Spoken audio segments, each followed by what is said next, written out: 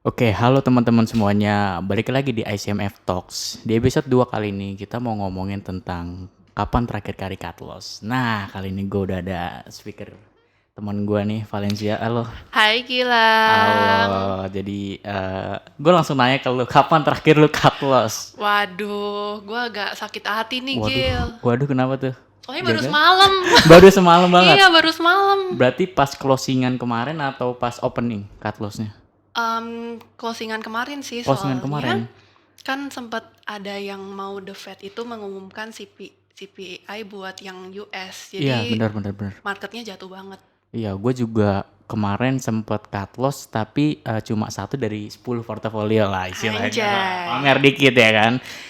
Berarti kemarin lu weekend ini ntar lu ngejalan nggak seneng dong karena habis cut loss kan. Cut loss berapa persen kalau boleh tahu? Lu kan gue mau nanya sekalian tentang profil resiko lu tuh kayak gimana sih kalau cut loss tuh menurut lu batasnya berapa persen untuk bagi diri lu sendiri gitu? Oke. Kalau yang kemarin sih cut loss-nya sebenarnya nggak terlalu gede sih, masih sekitaran 3-4%. Oke, 3-4% ya.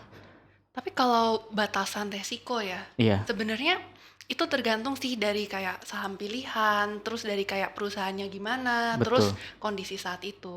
Oke. Kalau gue pribadi tuh ya, sama kayak lu, tapi gue lebih ke pilih-pilih saham ya. Mungkin ada yang saham beberapa yang fluktuatif banget, yang Iya tuh. gue nggak mungkin bakalan tahan terus sampai 10% atau belasan persen kan nggak mungkin kan. Bisa-bisa habis duit gue di situ doang. Nah itu dia, gue juga kalau misalnya batas profil resiko gue memang 7% ya, ibaratnya kayak psikologi kita lah, kayak ARB-nya kan 7% kan. Di saham yang fluktuatif gue 7%, kalau misalnya udah cut loss di 7% itu udah oke lah, ya kan? Menurut lu gimana kalau 7%? Apakah itu terlalu banyak loss-nya atau gimana sih? Kalau lu kan 34%, lumayan jauh lah ya perbandingannya ke 7%, gimana? Oke, sebenarnya kalau dari gue sendiri ya, Iya. gue jarang banget 3-4%. Cuman kemarin gue kayak, wah kayaknya kondisi marketnya nggak mendukung nih. Jadi gue putusin buat, yuk cut loss dulu aja. Gue Oke. akan cari kesempatan yang lain lagi. Tapi biasanya gue juga sekitaran 5-6%. Ya biarpun nggak seperti lo nih 7%. Iya. Heeh. Tapi Gil, gue pernah punya cerita nih. Waduh, kenapa tuh? Ini Kenapa tuh? sad story ya. Oke. Disclaimer ya, disclaimer nih Disclaimer cerita ya, ini dari cerita pribadi doang ya. nih. Iya.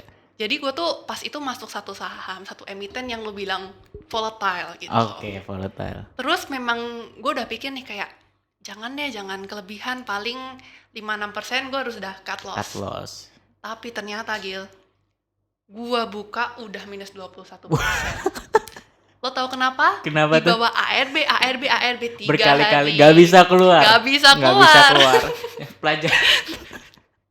Jadi kalau misalnya saham yang fluktuatif udah dari perasaan gak enak, udah mending gak usah Iya. ditaruh deh. Mending gak usah sih. Daripada 20%. Sayang duit lo beneran. Gue serius Sayang nih. deh. Apalagi 3 hari belakangan ini merah semua ya market ya.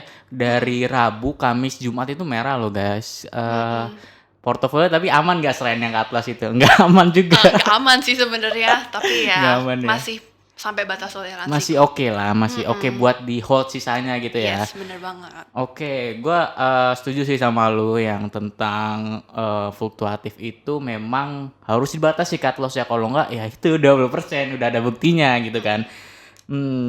Selanjutnya nih gue kepo nih, lu tuh sebenarnya udah dari tahun kapan sih buat investasi? Oke. Mungkin sebenarnya kalau kalian ngomong soal investasi, terutama lo ngomong kayak investasi udah dari kapan sih? Udah dari lama ya? Iya, Enggak, gue biasa gitu. baru investasi kayak gue angkatan kolonials. Aku Koronial, berarti 2020? Iya, 2020. 2020 sama lah gue juga. Iya. Sebenarnya gue dari 2019 udah daftar sekuritas kan, tapi gue nggak aktif karena gue nggak mau belajar gitu, kayak males yang penting gue daftar dulu. Siapa tahu nanti gue udah gue gede gitu kan baru invest gitu kan biar enak. Nah tapi 2020 itu yang kayak lu bilang Koronials kan lagi rame-ramenya investasi tuh. Bener Nah banget. tuh gue daftar. Nah lu tuh kejadiannya daftarnya itu setelah kejadian market crash yang market itu yang di bulan Maret itu atau sebelumnya? Gue mulai kenal saham itu berarti sekitar 2020 akhir. Jadi 2020 akhir, oke. Septemberan mungkin. Oke, berarti setelah market crash di bulan Maret ya. Jadi lu nggak Iya, ngerasain yang market crash ya. bener banget, Nah, belum ngerasain. nah kalau gue sendiri ngerasain market crash itu bener-bener portofolio nggak bisa keluar. Jadi itu di berhari-hari, kalau nggak salah 3 sampai 5 hari itu portofolio gue nggak bisa keluar, nggak bisa cut loss juga. Jadi udah terlanjur ambles gitu. Kalau nggak salah Maret tanggal belasan gitu, kalau kalian ingat mungkin komen di bawah ya. Jadi itu gua nggak bisa cut loss, nggak bisa jual. Bahkan beli pun juga beli saham buat beli di bawah itu, gua nggak bisa juga karena di situ marketnya disuspend juga berhari-hari kalau nggak salah. Itu karena meledaknya waktu COVID gitu ya. Dan itu gua pusing banget. Dan gue itu kan baru pertama kali belajar saham ya. Iya, Nah, langsung dihadapkan dengan cut loss. kenyataan itu berat, Bun. Kenyataan itu berat, belajar itu berat. Itu anggap aja uang belajar bagi gua sih gitu. Anjay, bijak banget sih Gilang nih. Oke, gue mau nanya nih, balik lagi tentang masalah cut loss, tentang ya yang berhubungan dengan cut loss, stop loss lah gitulah. Menurut lu itu cut loss itu adalah sebuah manajemen dalam investasi yang baik itu menurut lu tuh kayak gimana? Jadi cut loss yang baik ya. Iya, cut loss yang baik itu di saat yang kapan gitu? Oke, jadi mungkin bisa agak sedikit-sedikit melenceng dari investasi ya. Boleh.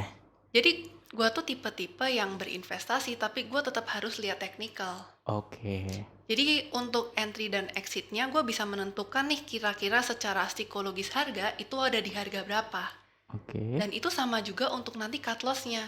Jadi ketika cut loss gue akan taruh ketika sudah jebol support. Jadi gue punya angka-angka panutan gitu buat Oke. cut loss. Oh, berarti punya support-supportnya masing-masing di harga berapa, gua harus cut loss gitu. Berarti lu Benar. agak strict ya tentang cut loss, stop loss gitu. Lu di saat angka sudah menyentuh di harga segitu, berarti lu harus stop loss. Gua harus stop loss ya. Benar banget. Itu harus soalnya kalau enggak nanti rugi makin dalam. Iya. Bye-bye. Bye-bye. Kadang gue sih pada ekspektasinya gue juga kayak gitu, tapi pada realitanya gue susah buat mengatur psikologi gue buat oke, gue udah ngatur stop loss nih. Nah, ketika udah nyentuh harganya, gue nggak cut loss karena aduh sayang nih. Nanti juga bisa naik gitu kan. Karena secara teknikal memang bisa naik, tapi udah batas di stop lossnya. Nah, itu gue agak gimana ya? Agak bingung juga sebenarnya. Menurut lo gimana? Kalau misalnya angka udah menyentuh harga stop loss nih, tapi secara teknikal masih bisa nih, atau emang cuma psikologi kita aja? Oke, ini gue bisa sharing-sharing cerita dikit ya, Gil. Boleh, sharing-sharing aja pengalaman lo. Jadi tadi di RBI 3 hari berturut-turut udah pernah. Udah pernah. Gue juga pernah lagi nih. Kenapa tuh? Pas itu gue tuh masuk yang zaman-zaman bank digital. Oke, ya bank digital lah pokoknya Kita lah. tahu lah story bank digital yang dulu semaraknya seperti apa, terus jadi kayak gimana Hype-nya gitu. banget gitu kan, lagi hype-hype-nya banget ya.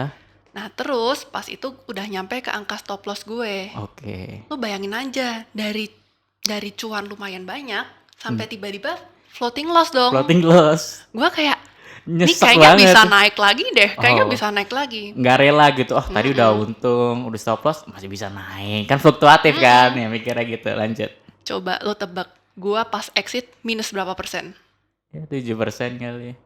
67%. 67% itu jauh kan ditinggal berapa hari itu. Iya, gue sampai kayak pas lihat value duitnya udah kayak bener-bener turun. Dari situ gue kayak mikir sih kayak mau nggak mau harus stop loss. Harus stop loss. Kalau nggak Harus habis semuanya. Iya bener banget. Habis semuanya.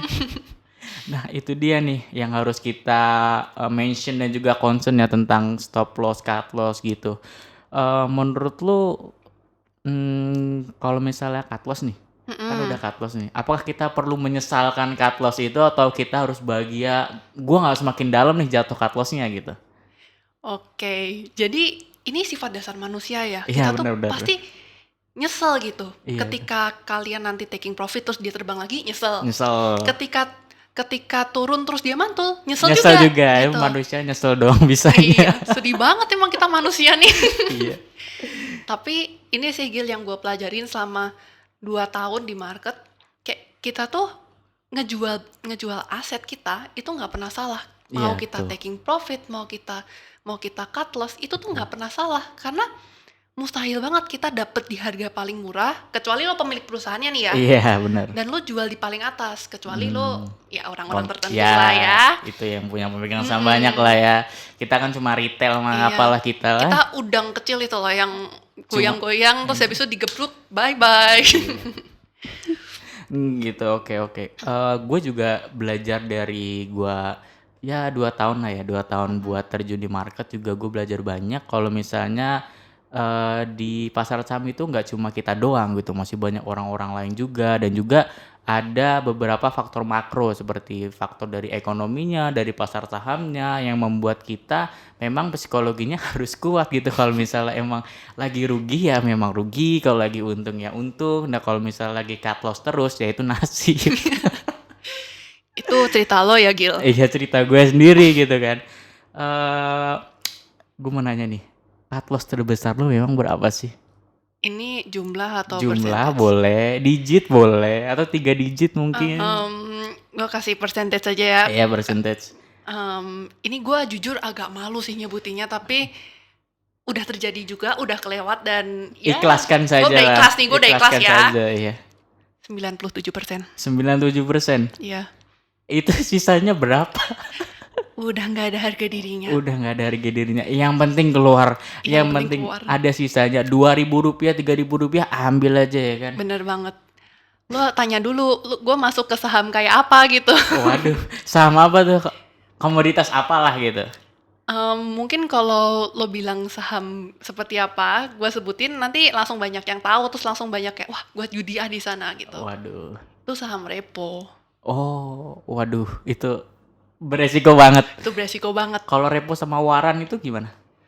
Kalau repo sama waran kan sebenarnya konsepnya sedikit banyak kan memang beda. Iya. Biarpun konsepnya sama-sama, mereka berusaha menaikkan harga kan. Betul banget kan. Tapi kalau waran ini dia nggak ada batas harganya. Oh iya benar sih. Kalau repo kan dia berhutang tapi dia menjaminkan sahamnya. Nah itu pas itu gue tuh kejebak di saham yang intinya reponya gagal. Reponya gagal. Terus akhirnya diguyur dong. Diguyur. Sampai bener-bener gue nggak bisa exit. Itu 5 bulan gue ditahan di 140. Terus gue bener-bener exit itu setiap hari haki sampai Nggak exitnya di dapet. 60-an. Astaga. Itu sakit banget Gil. Iya TTA lah ya. Ya pokoknya ini disclaimer Ya, on ya. Nggak disclaimer selalu ya. lo main repo lo rugi, nggak selalu lo untung juga. Lo tetap akan menjadi peran. Lo bisa jadi rugi, bisa jadi untung, atau lo bisa juga keluar BEP gitu. Gua pribadi gue juga pernah punya pengalaman buruk tentang cut loss nih. Gue kan waktu tahun 2020 akhir sampai 2021 pertengahan itu gue aktif banget di saham itu, lebih ke fast trade.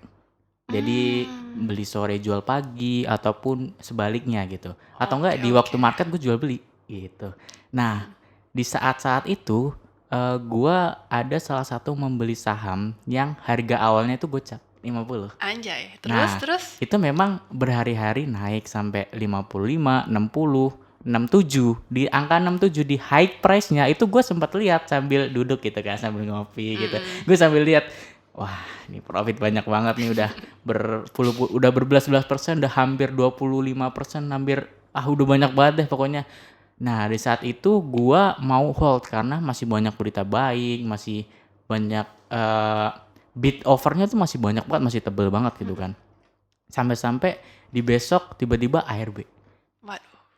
Nah besok lagi ARB berhari-hari kalau nggak salah sampai di suspend. Setelah buka suspend ARB lagi. Itu sampai harganya kembali ke gocap. Pas kembali ke gocap, gue nggak bisa apa-apa dong, gue nggak bisa jual sahamnya dong, kecuali gue harus ke pasar sekunder kan.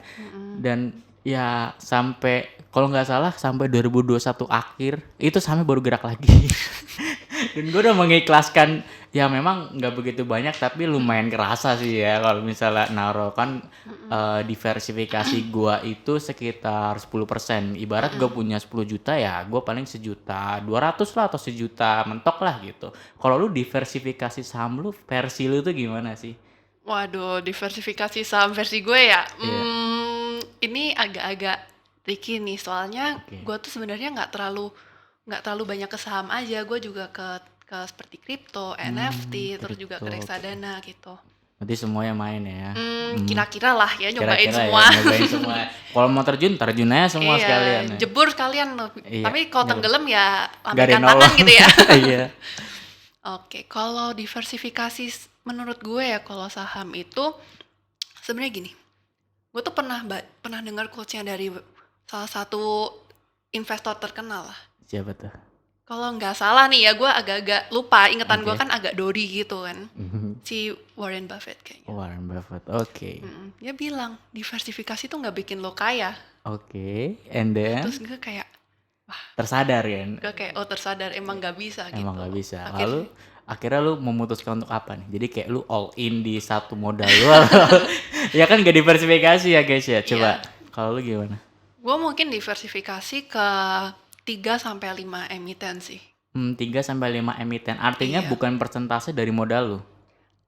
Ini tergantung karena kalau saham gue bedain dari yang pertama yang dari growth dan yang stable. Oh, oke. Yang stable seperti blue chip kayak kita tahu mungkin BCA, BRI itu Betul. udah terbilang cukup aman gitu. Cukup aman. Tapi kalau yang volatile kan nggak mungkin gue masukin 20% dari alokasi gue gitu. Setuju sih. Jadi gue mungkin bisa lebih kecilin porsinya karena mereka punya potensial return yang lebih gede lagi gitu.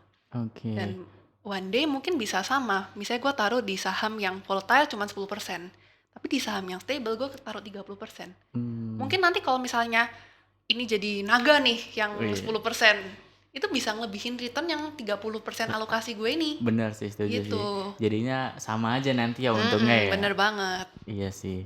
Kalau gue pribadi sih mau apapun sahamnya gue 10% karena sebenarnya itu aman tapi nggak aman juga gitu.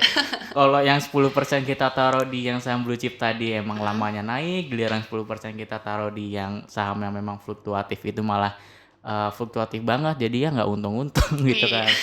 Ya sampai sekarang gue masih memegang prinsip tentang diversifikasi 10% dari modal gue sih karena memang psikologi gue udah tertanam di situ dari awal. Memang dari situ misal gue tuh selalu main di angka 10 juta lah modal lah, ibaratnya 10 juta kan. Jadi gue saham paling 1,2, 1,5, 1,2, 1,5 gitu. Tergantung genepin lot lah istilahnya. Misal 10 lot 1 juta, 10 lot itu misalnya 900.000, gue genepin jadi 11 lot, 12 lot gitu. Lebih ke modal sih. Jadi kelihatan nih nanti kalau misalnya lihat di portofolio kan berapa persen returnnya nanti ketahuan. Misalnya kalau udah 10% kan artinya 100.000 ya. Ya jadi ketahuan gitu. Jadi psikologi gue emang udah tertanam di situ. Jadi menurut lu salah nggak sih kalau gue diversifikasi dari modal gue gitu? Enggak juga sih, gue Nggak juga juga. malah kayak wah menarik juga kalau lo Menarik bisa juga kan? secara konsisten bagi 10%. Iya Artinya benar sih. lo tidak mengharapkan return yang langsung kayak wah banyak banget, tapi lo Betul. di lain sisi lo kayak menjaga keamanan modal lo gitu. Betul. Nah kan kita lanjut ke ada question nih. Tadi kan kemarin kita udah share di Instagram ya pertanyaan-pertanyaan tentang kapan cut loss. Pokoknya berhubungan dengan cut loss deh. Kita udah siapin pertanyaan di Instagram. Nah gue udah catat nih beberapa pertanyaan yang mau kita bahas nih. Yang pertama dari Alexanderlin_. Bagaimana sih cara mengatur strategi stop loss? Nah, menurut lu gimana nih? Dari lu dulu nanti pendapat gue deh. Oke, nah tadi kan gue udah singgung sedikit-sedikit nih Iya, soal sedikit.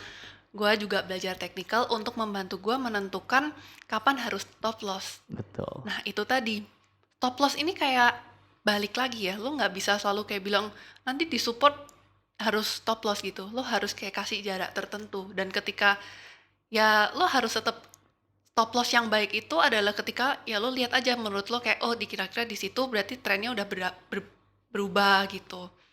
Dan kalau misalnya stop loss ya, menurut gua cara gua ini cukup efektif karena gua nggak ngerti nih kayak harga ini mau dibawa ke berapa sebenarnya. Benar. Gua menggunakan technical sebagai kayak buku panduan gue gitu. Iya, untuk biar kita nggak terlalu banyak stop loss ya kita Benar. perlu teknikal sih. Emang kalau masalah ngomongin stop loss, cut loss, emang nggak jauh-jauh dari analisis teknikal. Kalau gua sendiri Gimana dari kan gue terakhir fast trade itu tahun 2021 pertengahannya. Artinya gue masih ada dikit-dikit lah tentang stop loss. Kalau gue sendiri itu stop loss ketika gue lagi fast trade itu gue stop loss di angka 7% karena fluktuatif kan. 7% artinya udah mau ARB itu gue langsung cabut. Kalau gue stop lossnya gitu. Beda lagi kalau misal emang gue lagi pengen swing investing atau long investing. Itu gue selalu ngelihat trend line selama sebulan ke belakang. Jadi apabila kalau misalnya trend line-nya udah break, itu udah waktunya gue stop loss. Mau entah itu berapa persen, 2%, 3%, 5%, 7%, itu gue akan stop loss. Gitu. Jadi gue lebih ke lihat trend line sih untuk strategi stop loss-nya gitu. Biar percuma kan kalau kita nggak tahu stop loss secara garis ya waktu yang seminggu atau biasanya teknikal gitu kan. Waktu seminggu pakai moving average juga, pakai support juga. Kalau misalnya trend line-nya nggak bagus ya gue lebih baik stop loss gitu. Itu cara gue sih. Benernya kalau ngomong stop loss ini bisa cukup fleksibel ya Gil. Bener fleksibel. Tergantung profil resiko masing-masing Benar. dia sebenarnya. Sama bentuk trade-nya juga. Iya. Kayak kalau yang swing tadi gimana, kalau yang scalping gimana, kita Iya. bisa bedain. Iya bener-bener. Oke. Nah next nih ada pertanyaan yang memang agak-agak nih dari Hana Dulset, T-nya 2 atau 3 nih. Oh 3. Apakah cut loss adalah sebuah dosa? Gitu. Aduh, Iya. dosaku itu mencintaimu. Anjay, enggak, bercanda. Maaf ya guys, dia ada yang punya nih, bercanda doang ya. Waduh. Gimana nih, dosa apa enggak nih? Sebenarnya kalau kita bilang dosa ya, seperti yang udah gue bahas tadi, lo menjual, baik lo taking profit atau lo cut loss, itu tuh nggak pernah salah gitu. Iya. Karena lo mungkin punya pertimbangan sendiri atau mungkin ada intuisi-intuisi yang datang ke lo kayaknya gue better stop loss deh. Kayaknya gue jual aja nih aset. Kayaknya nggak Feeling juga ada masuk feeling ya. gitu. Iya. Makanya ya kayak lo ya melihat saham tuh kayak lo harus lihat juga kayak lo harus pakai perasaan, bukan berarti kayak lo terus stop loss terus lo wah nangis nggak gitu juga. Nggak gitu. Tapi melo itu melodrama. Feelingnya dipakai ketika lo melihat pergerakan saham itu. Kayak ternyata misalnya kayaknya nih makronya lagi jelek, sektor dia kedampak. Tapi trend lainnya naik sih, secara volume naik. Masih yakin nih? Masih yakin. Tapi kayaknya kalau nanti The Fed nggak ada kebijakan ini, kayaknya ambles deh. Nah, itu. boleh Terus kepikiran jual. Nggak masalah, mau jual rugi, mau jual untung. Yang penting tuh kita harus ikhlas dulu kayak, oh berarti analisa kita masih bisa diperbaiki lagi. Ingat, kita tuh nggak pernah sempurna gitu di market, dan balik lagi, jual di harga tertinggi dan beli di harga terendah itu kayak nggak mungkin. Jadi take your profit ya, kalau misalnya profit ya seneng bisa jalan-jalan, bisa makan-makan. Bisa healing ya kan? Healing. Tapi kalau sampai rugi, sampai harus cut loss, ya berarti masih banyak hal yang perlu lo pelajarin. Kalau dari gue sih gitu. Bener sih, jadi your money, your decision gitu kan. Jangan That's ada right. keputusan yang disesali gitu kan cuma gara-gara ya walaupun memang kepenting banget kan masalah duit itu benar-benar krusial banget kan. Iya. Tapi tetap apapun keputusan lu mau taking profit di berapa persen, lu mau cut loss di berapa persen, stop loss di berapa persen, mau batas floating profit lu berapa persen, itu pasti keputusannya masing-masing ya, karena ya memang duit Anda gitu kan. Benar sekali Bunda. Jangan sampai orang cut loss orang disalahin gitu. Iya, nanti kayak saya gara-gara mendengar dari influencer ABC jadi seperti ini. Nggak boleh gitu. Nggak boleh. Kalian sendiri kan yang mencet, berarti tanggung jawabnya di kalian lagi. Iya betul. Oke, gue setuju sih yang itu. Iya kan? Iya, jadi kayak emang sebenarnya yang paling kuat itu feeling ya nggak sih? Iya. Feeling waktu beli saham, waktu ngatur strateginya emang feeling sih. Tapi bukan berarti lu beli saham feeling nih bakal naik besoknya lu beli nih. Yang nggak gitu juga. Tapi lebih ke option ketiga lah setelah analisis teknikal, fundamental, baru kita pakai feeling karena itu yang terkuat biasanya. Setuju. Nih pertanyaan terakhir nih. Oke. Dari MNSY agak-agak Iya, A-nya banyak banyak banget ya. banget. Oke. Kenapa saya sering banget cut loss ya Min gitu katanya. Ya ampun. Dari Talu. Iya, itu derita lo sih. Mungkin belum belajar. Kalau belajar maka next di ICMF, oke. Iya, langsung aja join ke seminar-seminar kita di ICMF. Oke, Terus next juga tungguin. follow Instagramnya ICMF. Sering ada edukasinya. Iya, udah pasti. Gimana nih menurut lo? Kenapa sih orang-orang sering banget cut loss gitu? Menurut lo kurangnya apa gitu mereka? Kurangnya apa? Iya, Kurang belajar. kurang belajar. Intinya itu satu, kurang belajar. Gitu. Karena kalau belajar udah ya bukan berarti gak bakal cut loss ya kalau udah belajar ya pasti ada cut loss-nya. Cut loss itu adalah hal yang wajar ya kan sekali lagi kan. Bener. Bukan sebuah dosa jadi gitu. Oke. Menurut lu sebagai penutup kita kali ini ada nggak sih pesan-pesan lu buat generasi muda yang sering cut loss atau gimana sih caranya biar nggak cut loss mulu biar nggak pusing kan udah masih muda udah gila karena cut loss kan banyak iya gimana nih Oke, dari gue nih ya. ya First thing first, cut loss tuh bukan sebuah dosa dan itu tuh pasti selalu ada gitu. Tapi cut loss itu jangan sampai membuat membuat portofolio lo nggak bisa growth gitu. Iya, Lo benar. bisa tetap melakukan cut loss, tapi portofolio lo growth gitu. setuju Even trader, even investor terbaik pun dia pernah melakukan cut loss. Tapi lo lihat mereka sukses gitu. iya percaya proses lah iya Dan itu setelah tadi percaya proses, lo harus tetap mengedukasi diri lo. Jangan pernah merasa kayak gue udah cukup pintar, gue pasti bisa kaya gitu. Nggak bisa. Lo kalau lo kenal namanya Mr. Market, abis lo. Kalau dari Valen kayak gitu, kalau dari gue sih intinya kalian kalau misalnya memang udah terjun di dalam investasi saham, reksadana, kripto atau lainnya, saran gue sih konsisten. Yang pertama konsisten buat tetap di market dan belajar dari pengalaman. Yang kedua adalah tetap sama kayak yang gue setuju tadi bilang kalau misalnya belajar diri sendiri, edukasiin diri sendiri, belajar lagi karena pasti dari market juga banyak update-nya, banyak strategi baru yang pastinya bakalan berpengaruh buat kita di saham kan. Benar. Oke, thank you banget udah hadir nih buat di episode kali ini. Ya, thank you banget Thank you Gila. banget, Gila kita udah sharing-sharing banyak ya.